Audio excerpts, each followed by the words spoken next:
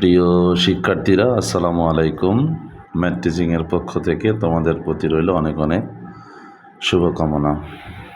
তো এখন দেখো, আজকে আমি অষ্টম শ্রেণীর যে 5.1-এর যে সরল অঙ্কগুলো রয়েছে, সেখানে 5-এর যে নম্বর যে অঙ্কটা, এটা এখন আমি সমাধান করার চেষ্টা করব। ঠিক আছে, তো চলো আমি এটা সমাধান করি। তো আমরা এখানে দেখতে পাচ্ছি যে 3টা ভগ্নাংশ আছে। তো আমরা প্রথমে আগে এই 2টা ভগ্নাংশ আগে আমরা বিয়োগ করব। ঠিক আছে, 3টা করলেও হবে, কিন্তু অনেক জটিল হয়ে যাবে। এর জন্য আমরা আগে এই 2টা করে নেব, তারপরে এই 2টা হিসাব শেষ করার পরে ওটার সাথে ওইটা আবার আমরা হিসাব করব। ঠিক আছে, এইভাবে জিনিসগুলো। তো আমরা প্রথমে শুরু করি। তো আমরা নর্মালি একটা ভগ্নাংশ যেভাবে আমরা যোগ বিয়োগ করি, ঠিক ওইভাবে এগুলো করতে হবে। ঠিক আছে, তো আমরা প্রথমে কি করব, আগে হরের লসাগু বের করব। তো আমি দেখতে পাচ্ছি যে এখানে হর আছে x-2 আর এখানে হর আছে এটা। তো দুইটা দুই রকম, তাই না? তাহলে আমরা জানি লসাগুর ক্ষেত্রে প্রথমে আমরা মিলগুলো নিব, তারপরে অমিলগুলো নিব। তো আমরা এখানে দেখতে পাচ্ছি যে এখানে দুইটা হরই হচ্ছে অমিল, তাহলে আমরা দুইটাই নেব। তাহলে এখানে x-2 x² plus 2x plus 4। এক কথায় যে এই হর আর এই হর, তাহলে এটা হচ্ছে মনে মনে চিন্তা করে এটা প্রথম রাশি, এটা হচ্ছে দ্বিতীয় রাশি। তো প্রথম রাশি, দ্বিতীয় রাশি, তৃতীয় রাশি, এগুলো লেখার পরে যে লসাগু কীভাবে বের করতে হয় সেটা তোমরা 4.4 শিখে এসেছো। এখানে নতুন করে আসলে আর শেখার কিছু নেই। তো আমরা দেখতে পাচ্ছি এখানে দুইটা হর দুই রকম, তাহলে লসাগু দুইটাই এখানে হবে। এখন কি করতে হয়, আমরা জানি যে এই লসাগুকে হর দিয়ে ভাগ করতে হয়। তো আমি যদি এই লসাগুকে হর দিয়ে ভাগ করি, তাহলে এইটার এটা বাদ যায়, তাহলে থাকে শুধু এইটা। তাহলে এইটার সাথে আবার লব কী করতে হয়, গুণ করতে হয়। আমরা নর্মাল যে ভগ্নাংশগুলো যোগ বিয়োগ করি এভাবেই কিন্তু করি। প্রথমে হরের লসাগু বের করি, তারপরে সেই লসাগুকে হর দিয়ে ভাগ করি, যে ভাগফলটা বের হয় লব দিয়ে আবার গুণ করি। তো এখানেও সেম একই কথা। তাহলে এটা কেটে গেল, তাহলে এটার সাথে এটা গুণ, তাহলে 1-এর সাথে এটা গুণ, তাহলে 1-এর সাথে গুণ করলে তো এটাই হবে। তাহলে আমরা এটা লিখে ফেলি, 1 না লিখলেও হবে এইটা, তারপরে মাইনাস। তাহলে দেখো এখন এই হর দিয়ে যদি এটাকে আমরা ভাগ করি, তাহলে এইটার এটা কেটে যায়, তাহলে কি থাকে, এটার সাথে এটা গুণ। তাহলে এখানে x-2 দুইবার আছে, তাহলে আমরা এটা গুণ আকারে না লিখে এবার সূত্র আকারে লিখি যে x-2 হোল স্কয়ার, কারণ x-2 দুইবার। তারপরে এদিকে আমরা যা আছে তাই লিখে দিই। ঠিক আছে, আচ্ছা।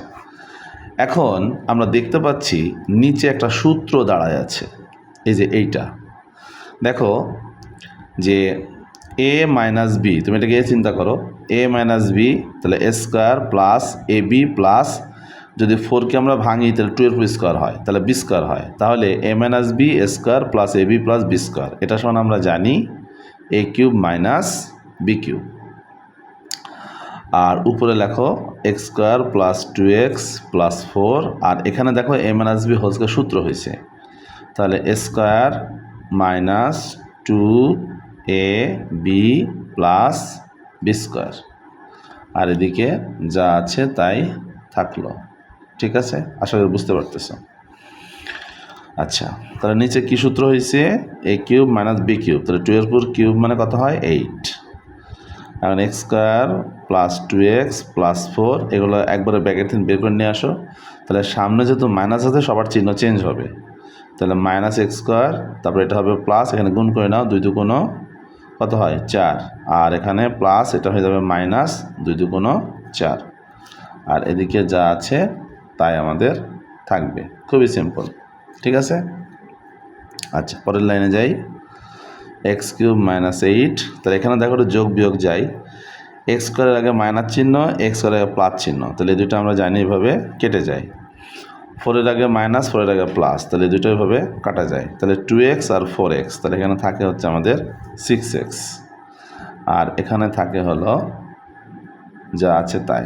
এখন আমরা এই দুইটা ভগ্নাংশের আবার কি করব, লসাগু বের করব, তাহলে মানে যোগ করব আর কি।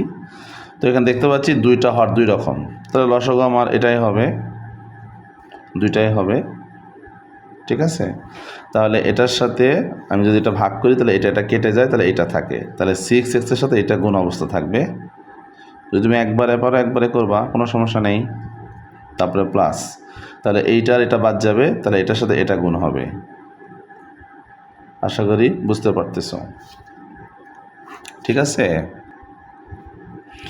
তো আবার নিচে দেখা যাচ্ছে সূত্র হয়ে আছে যে a minus B a plus B, তাহলে এটা আমরা লিখতে পারি কি a square minus B square. তাহলে আমরা এটাকে লিখতে পারি a square minus B square লিখতে পারি, ঠিক আছে?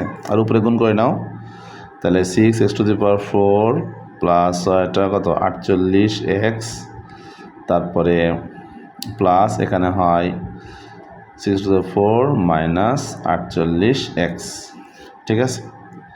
তাহলে নিচে হয়, তাহলে পাওয়ারের উপরে পাওয়ার থাকলে গুণ করতে হয়, এটা মাথায় রাখতে হবে। ও আচ্ছা, ভিডিওতে সম্ভবত দেখা যায় না, আচ্ছা আমি আবার বলি যে এইটার এটা গুণ করলে 6x⁴, তারপরে প্লাস এটা কত 48, তারপরে প্লাস এই দুটা গুণ করলে 6x⁴, প্লাসে মাইনাসে মাইনাস এটা 48, আর নিচে সূত্র হয়েছে কি a plus B a minus B, a square minus B square. তাহলে এই যে পাওয়ারের উপর পাওয়ার আছে, তাহলে কত হবে 3 দুগুণ 6। আমরা জানি পাওয়ারের উপরে পাওয়ার থাকলে এটা গুণ হয়, 3 দুগুণ 6, আর এখানে 8 স্কোয়ার মানে কত হবে 64।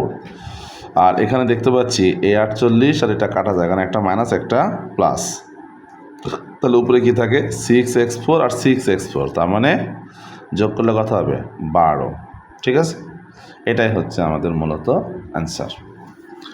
একদম সিম্পল অঙ্ক, এখানে ভয় পাবার কিছু নাই, একদম সহজ অঙ্ক। আশা করি ক্লাসটা তোমাদের ভালো লেগেছে। আজ এ পর্যন্তই, সবাই ভালো থাকো, ধন্যবাদ, আল্লাহ হাফেজ।